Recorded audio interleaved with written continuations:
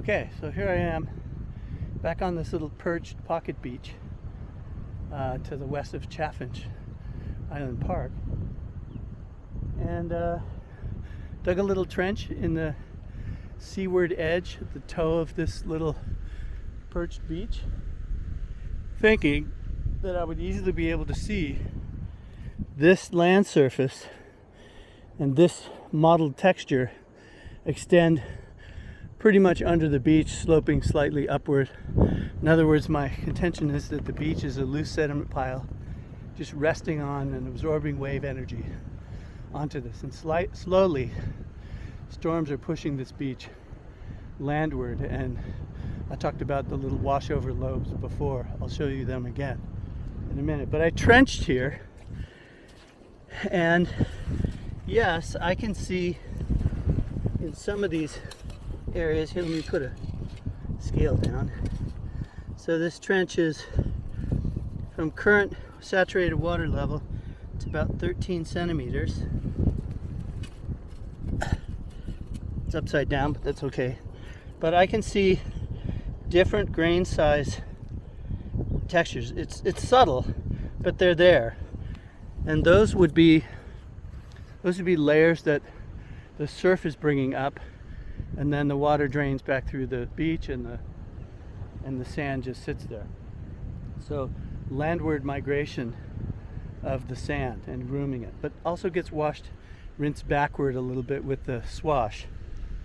And that's why, again, it's coarser sediment along with what we often call the hydraulic step. But this is a weird situation because you don't just have open water, waves coming in. They got to get through that. So high tide is generally only going to be a couple feet deep at most, maybe 2.5, 3 feet deep when it's making one of those rack lines up there.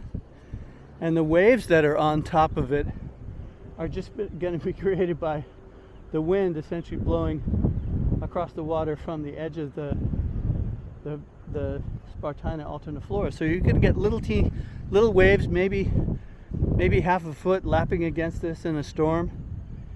And then as the tide comes up, the storm moves the sediment. But the landform is pretty easy to identify. Yes, it's a stranded little perched beach. But I'm thinking now that maybe this beach has anchored itself, and it might be thicker under there. So this platform surface comes up to the edge. You can see where the anaerobic stuff is, the black stuff. But just landward of that, it's not. So this is all the anaerobic material.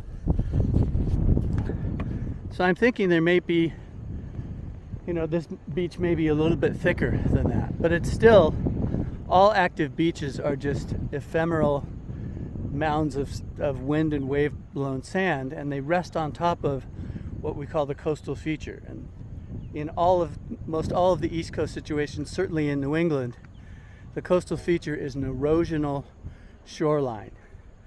And especially if you don't have any big rivers nearby, and they don't really carry much sand at all, then the beach material is going to be made out of eroded bluffs, like some glacial bluffs, or bedrock material that's getting broken up. Silt and clay, yes, that can get delivered to a marsh like this from a river far away, from the Housatonic or even the Connecticut. They avulse or deliver tons and tons and tons of fine grained silt and clay, and that gets washed in on the high tide, and it gets as the water gets slowed down going through all the marsh grasses, those fine sediments can settle out. And then, year after year, fine-grained sediment being trapped in the marsh grasses, the grasses themselves living and dying, building up a root mat.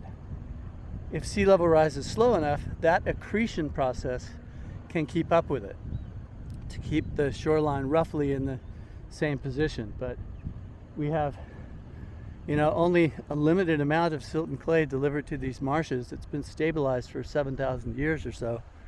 And now we're seeing accelerated sea level rise.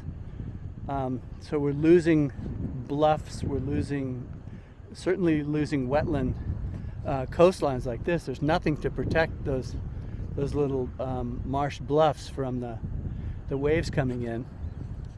And then you have this little pocket beach, which is just this stranded high energy deposit. I call it a high energy deposit because waves are higher energy.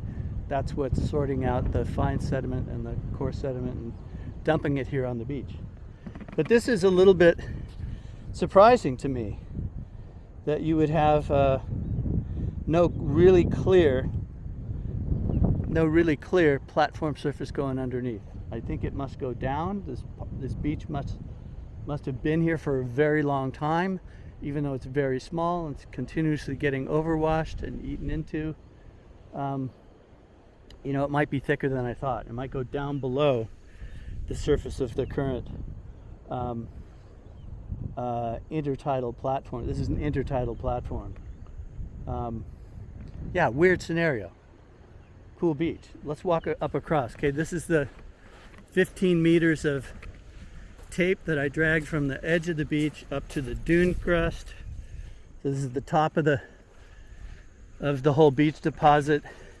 And then we have this little drop down over here, and certainly sediment is being washed over, but you have a rack line there as well, and the rack is stacked up against the downward looking edge. I think that rack line is water coming in from here, high tide coming up around all sides of it and dumping rack there.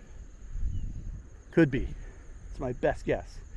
Anyway, let's continue going on. So here's the landwardmost edge of this beach, and it's it's actually 19.5 meters across, 19.5 meters across this beach. And we're sitting at one of these lobes that is slowly but surely going into the marsh. So I'm going to stop here and then I'm going to pick it up after I do a little digging.